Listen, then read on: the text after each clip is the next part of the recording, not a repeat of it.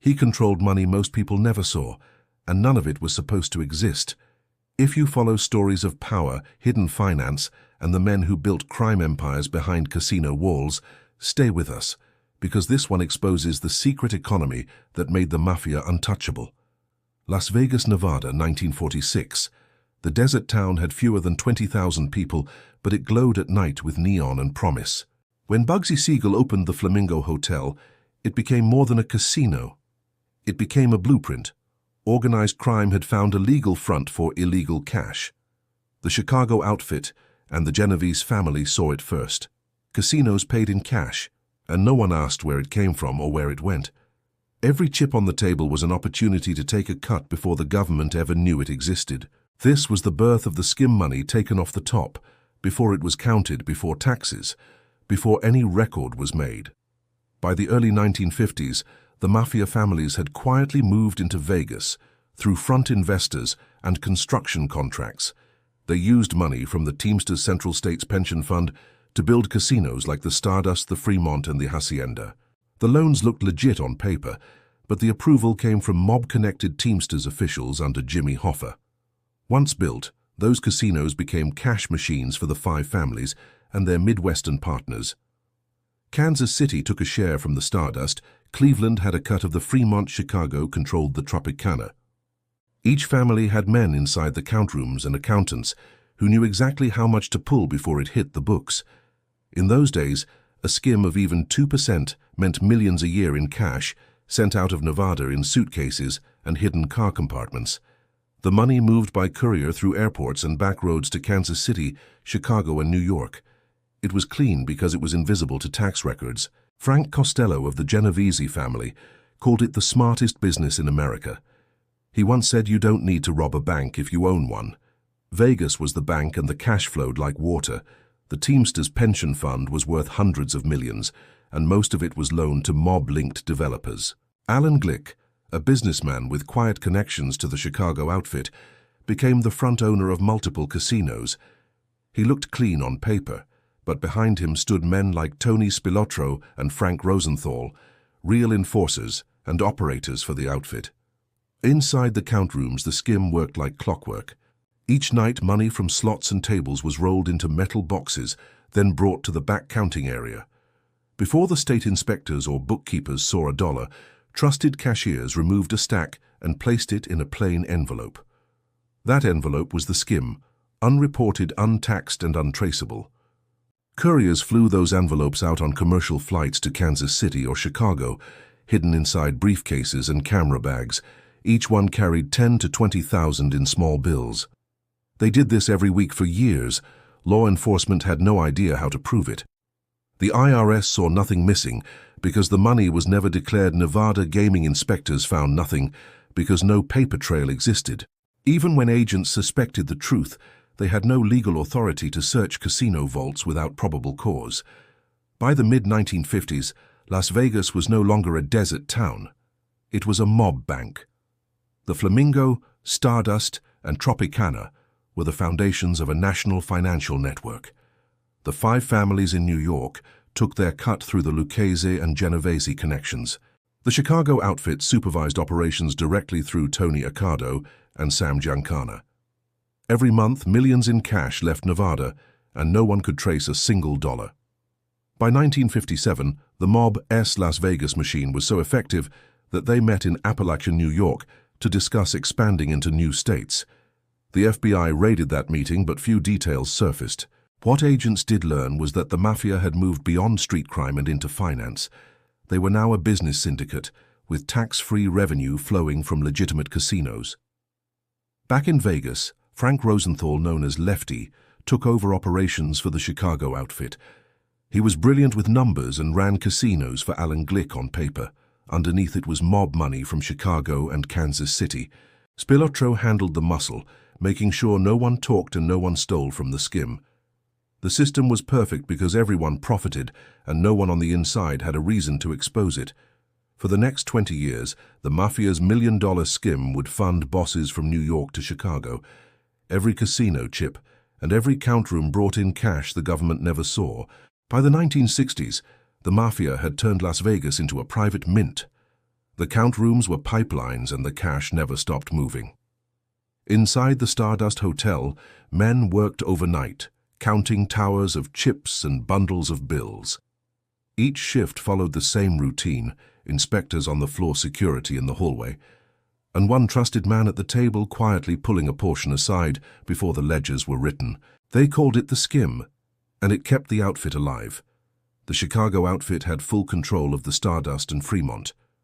The Kansas City family held a percentage through hidden investors, Cleveland and Milwaukee shared inside deals, and New York's Genovese family monitored operations through quiet channels of ownership. Every week, small teams of couriers boarded commercial flights with envelopes of cash. Each envelope carried between $15,000 and $30,000. They flew them to Chicago, Cleveland, and New York, where family accountants stacked the money in basements and garages. From there, it went into restaurants, construction companies, and trucking firms, the perfect fronts to wash the profits clean. The Teamsters Central States Pension Fund still served as the bank. Loans kept going out under the influence of Jimmy Hoffa. Some went to casino expansions, others to desert construction sites that never finished. Millions were signed out in legitimate paperwork, but the profits went back to the family's FBI files from the period describe how the money trail disappeared within hours. There were no receipts, no wire transfers, only couriers and code words. The cash was often delivered inside sealed manila envelopes labeled as reports or contracts. Each label meant a different amount. Tony Spilotro had arrived in Las Vegas by the late 1960s, sent by Chicago outfit boss Tony Accardo. His job was protection and control. He made sure skimming stayed quiet. If an employee talked or stole even a few chips, Spilotro handled it personally. Frank Rosenthal, a former bookmaker banned from casinos, managed operations for the outfit behind frontman Alan Glick. Rosenthal ran the Stardust, Hacienda, Fremont, and Marina. He controlled hiring, scheduling, and financial oversight without ever holding a casino license. Everyone in town knew he was the real boss, but no one could touch him. Rosenthal's precision kept the system efficient. At peak, the Skim was estimated between $7 and $15 million a year, split among Chicago, Kansas City, Cleveland, and Milwaukee families. Each casino employee who handled cash received strict instructions. No one wrote down numbers, no one kept copies. Money left the count rooms in sealed bags that disappeared before sunrise. Meanwhile, Las Vegas grew. New hotels lined the Strip. More lights, more tourists, more money. For every dollar declared, another nickel vanished into the Skim. The mob called it business, and the city called it prosperity. The FBI began noticing connections between Teamsters loans and casino ownership.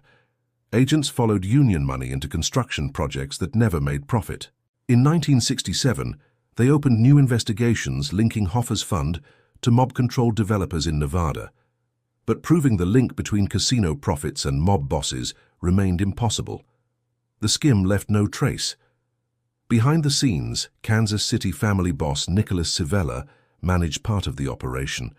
He received regular deliveries of cash from Las Vegas couriers. The money was counted in private homes, then sent onward to Chicago and New York. The system relied on trust. Everyone in the chain knew that if they stole or talked, Spilotro would find them.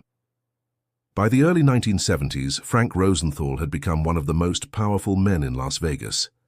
He lived in a mansion, drove Cadillacs, and operated with the calm of a banker. He opened the first casino sportsbook in town and used it to hide even more unrecorded cash.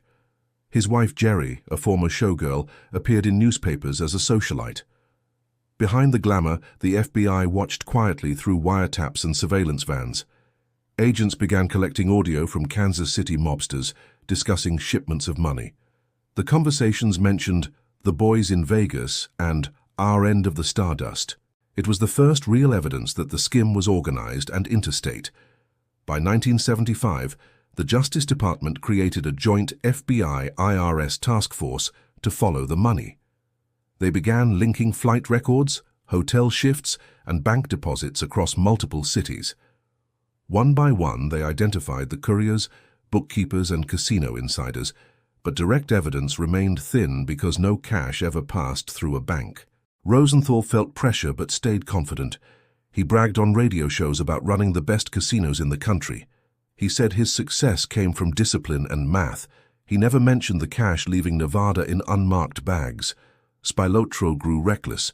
He expanded into loan sharking, burglaries and protection rackets outside the casinos. His crew, known as the Hole-in-the-Wall Gang, began drawing attention. Local police tied them to robberies across Las Vegas suburbs. The violence broke the illusion of quiet business the outfit had built. Inside, the FBI files agents wrote that the Las Vegas operation had become unstable. Too much greed, too much exposure.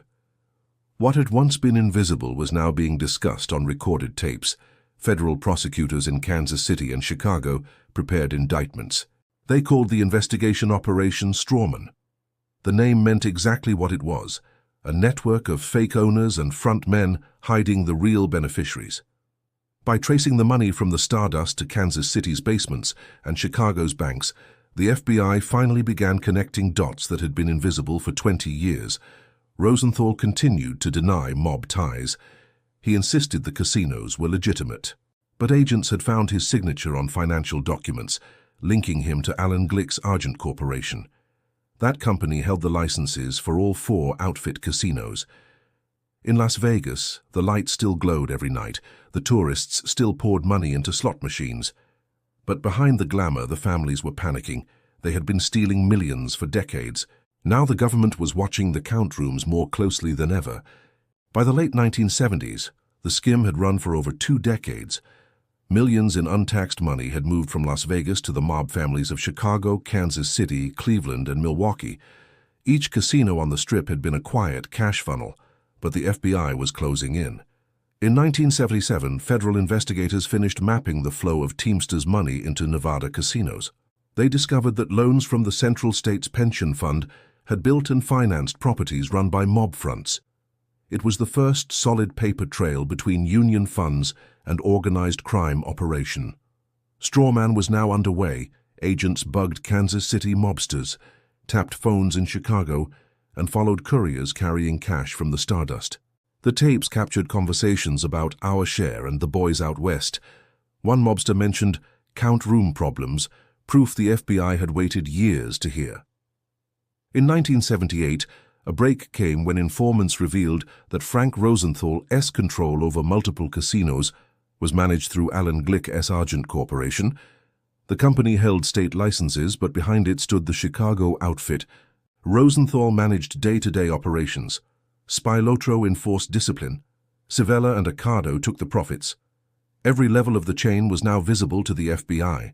While agents gathered evidence, Las Vegas was changing. Corporate money began entering the casino business. New regulations demanded transparency, tax compliance, and clean ownership. The mob's control was slipping, but their greed kept them in the game. Then Jimmy Hoffa disappeared in 1975. He had controlled the Teamsters pension fund that fueled the Vegas empire.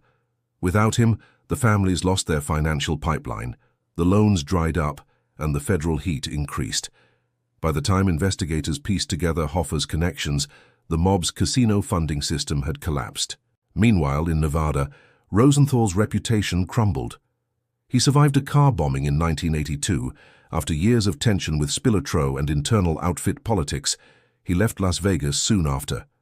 The same year, the Nevada Gaming Commission permanently banned him from the industry. Tony Spilotro stayed behind. Without Rosenthal's management, the casinos were slipping out of mob hands. Spilotro's Hole-in-the-Wall gang continued burglaries and shakedowns until 1986. That summer, his body and his brother's were found buried in an Indiana cornfield. Both had been beaten and strangled, victims of the same outfit they once served. Operation Strawman finally went to trial. Federal prosecutors presented months of FBI recordings, financial charts, and testimony from former couriers.